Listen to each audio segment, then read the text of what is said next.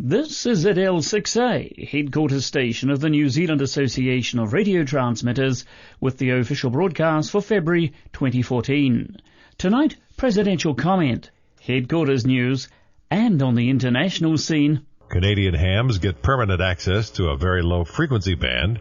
Hams in Bulgaria get 3 new bands. That and more on tonight's NZART official broadcast. Good evening, everyone. Presenting the broadcast, I'm Jim Meechan, ZL2BHF in Nelson. First up on the broadcast, presidential comment. Here's our NZART president, Vaughan Henderson, ZL1VH. Vaughan. Thanks, Jim, and good evening, everyone. I hope you all had a great Christmas and New Year holiday and have come back rested and refreshed, ready for the new year of 2014. Council met for a special meeting on Saturday the 15th of February.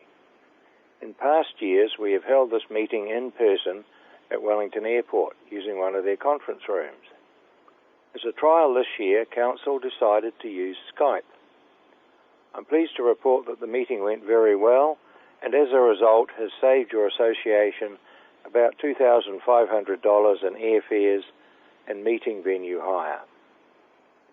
We were able to have our Treasurer, Evan Sayer, join us for the discussions on finance and our 2014 budget, and Don Wallace at L2TLL, our Administration Liaison Officer, joined us via Skype to discuss his report. An attempt to get our FIMTAG Chairman and Secretary to join us was not successful, but we hope to talk to them during the March Council meeting. I'll have a report on this meeting in the next issue of Break-In, but in the meantime there are a few items I'd like to mention here. The rather long-running review of the 70cm band plan has reached its conclusion. Council has adopted the revised band plan, and this will be published in its final form in an upcoming issue of Infoline, as well as in the next Break-In. My thanks to Phil ZL1PK for bringing this to a satisfactory conclusion. Those of you who were at conference in Masterton last year may remember the presentation by Phil ZL3PAH on a new strategy document which Council introduced. This has received more work and now has 5 objectives: core strategies for NZART and amateur radio, objectives for our members, objectives for NZART, promotional objectives, and finally Council and officers' objectives. Each of these core topics are broken down into a number of action points, and Phil ZL3PAH is preparing an article for the next issue of Break-In, which will go into each of these objectives in more detail. Individual councillors have put up their hands to take ownership of these directives and will be reporting back on progress at our next in-person meeting prior to conference in Blenheim. Overseas travel and our representation at international radio conferences received some attention at our meeting. A significant meeting this year is the Asia-Pacific Telecommunity Preparatory Meeting for the World Radio Conference coming up in 2015. The preparatory meeting is being held in Brisbane from the 9th to the 13th of June this year. A careful review of our 2014 budget is underway, and I hope to be able to report that we can afford to send our ALO to this meeting. There will be 2 remits to conference this year, one from Wellington Branch 50 and one from Council recommending a change in the way we have our annual accounts audited. Details of these will be in the next Break-In and will also be sent out via Infoline. Council was disappointed to learn that we have no nominations this year for Amateur of the Year, Young Amateur of the Year, or the Jumbo Award. Usually these nominations close on 31 December, but due to the lack of any nominations, the deadline has been extended to the end of March. If you know of anyone who is a contender for any of these categories and would like to nominate them, please let Debby know at headquarters. At our Saturday 15th meeting, a membership initiative aimed at branches, which was introduced some 5 years ago, was reviewed, and I will be writing to all branch presidents to remind them of this in the near future. Policy on pro rata membership is also being updated and will be republished in the near future.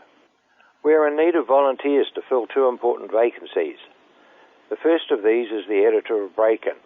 As you know, John Walker ZL3IB is standing down from this important job effective the next issue of Break-In. We're very keen to find someone who can take on this job and ensure that our magazine continues.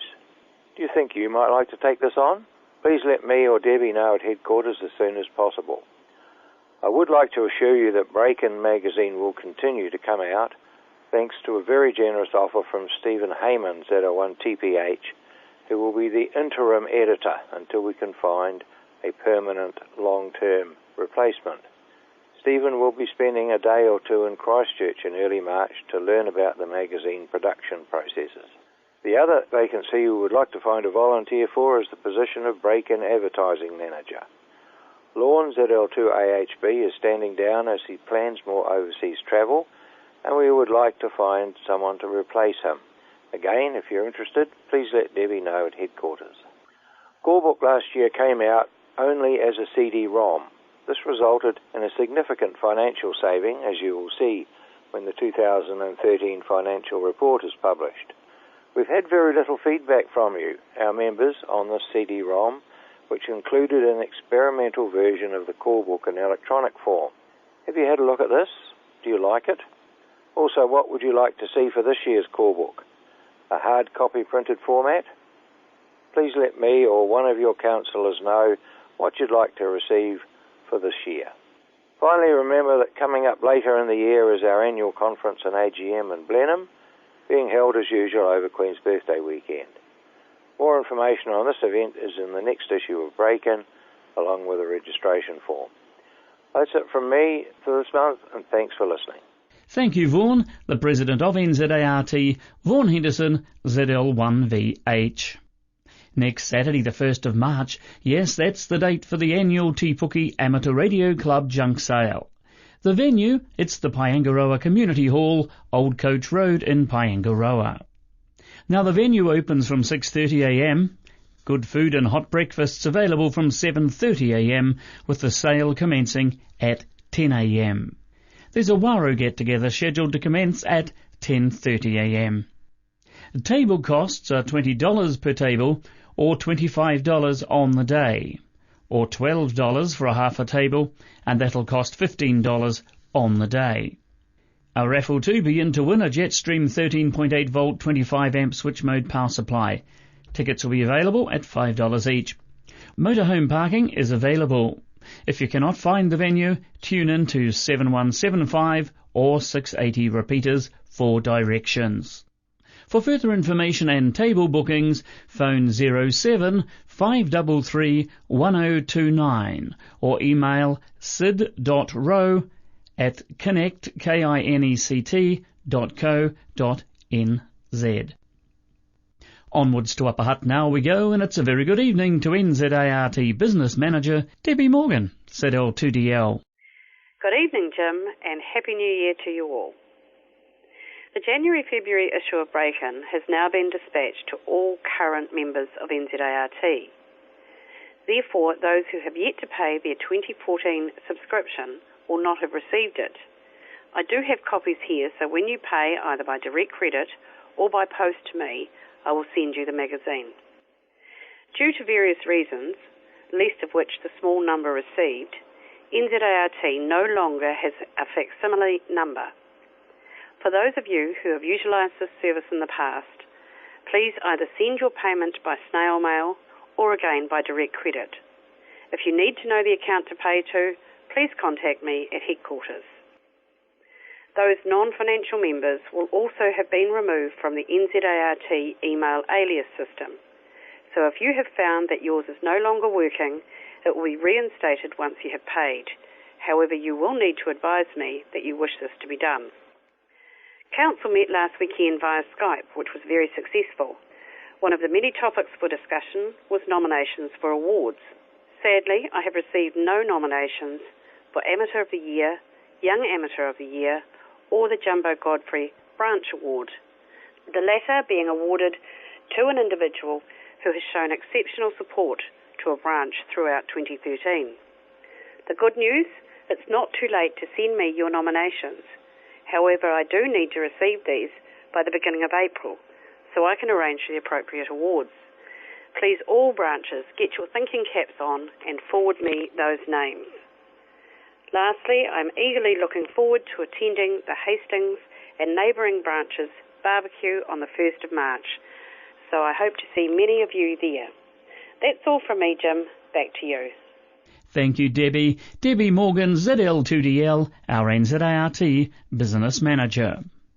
For a catch-up now on international amateur radio news, we join the Amateur Radio Newsline. Industry Canada approved access by Canadian radio amateurs to the low-frequency band from 135.7 to 137.8 kilohertz, subject to certain conditions put in place in late 2009. This includes a maximum emission bandwidth of only 100 hertz, as well as a maximum effective radiated power level not to exceed 1 watt. Also, as this is a shared allocation, which Canadian hams may not cause interference to the primary users of this spectrum, including stations in other nations that operate radio navigation services. In addition, a permanent access to 135.7 to 137.8 kilohertz is a direct result of Canada implementing changes from the 2007 World Radio Communications Conference, which added amateur radio use of this spectrum on a secondary basis. This has now been included in the newly updated Canadian RBR-4 standards for the operations of stations in that nation's amateur service. Several new and one expanded amateur band have been introduced to ham radio in Bulgaria. In the near future, LZ prefix amateurs will be able to use the bands from 472 to 479 kilohertz, 5.250 to 5.450 megahertz, and 70.0 to 70.5 megahertz. In addition, the 160-meter band will be extended up to 2 megahertz.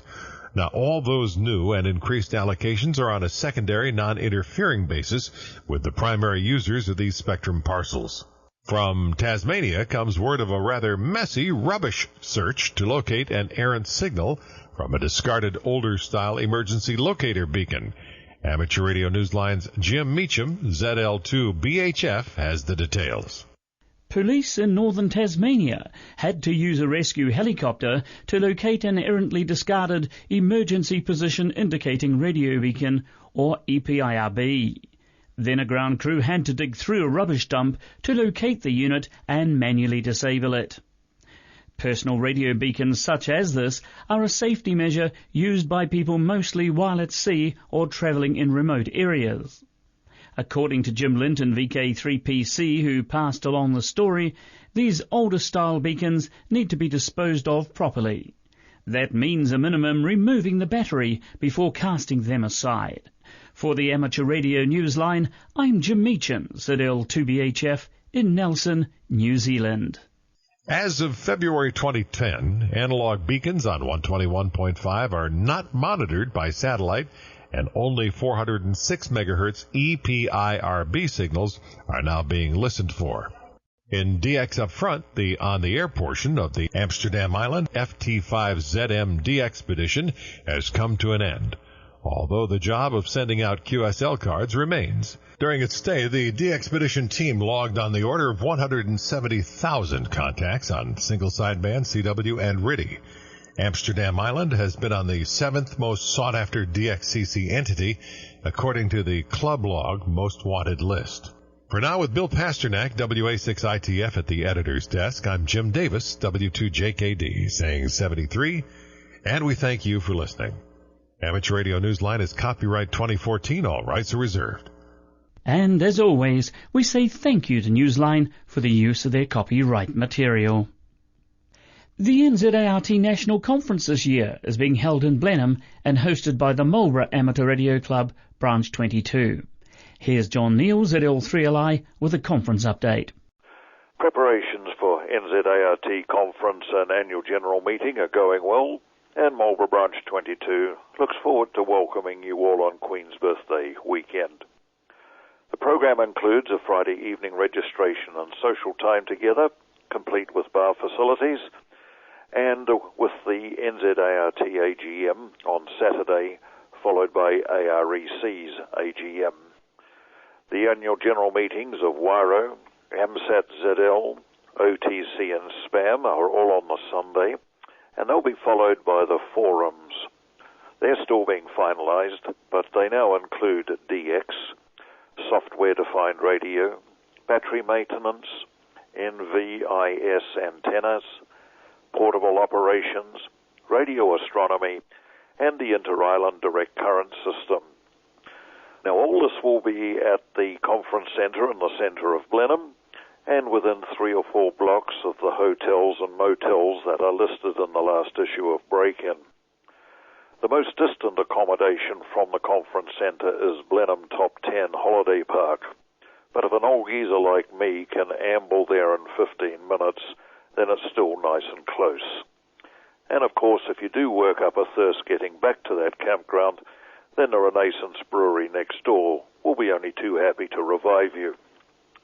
The alternative program will feature many aspects that are unique to Marlborough, such as a boutique chocolate factory, an art gallery, crafts, the quilter's barn, to say nothing of several dozen fine wineries and great dining places. So stay tuned to official broadcasts and the NZART infoline for more updates, or if you wish, you may contact our secretary, Bill Cousins, ZL2AYZ. His email is b.cousins@extra.co.nz. We look forward to seeing you all on Queen's Birthday weekend. Thank you, John. John Neal, ZL3LI, reporting for the Marlborough Conference Committee. Time for WARO News, and a very good evening to Rosemary, ZL1RO. Thanks, Jim, and hello, everyone. All YLs are invited to get together during the Te Puke Radio Club's annual Market Day at Paengaroa on Saturday, March the 1st. Meet in the usual room for morning tea and chat.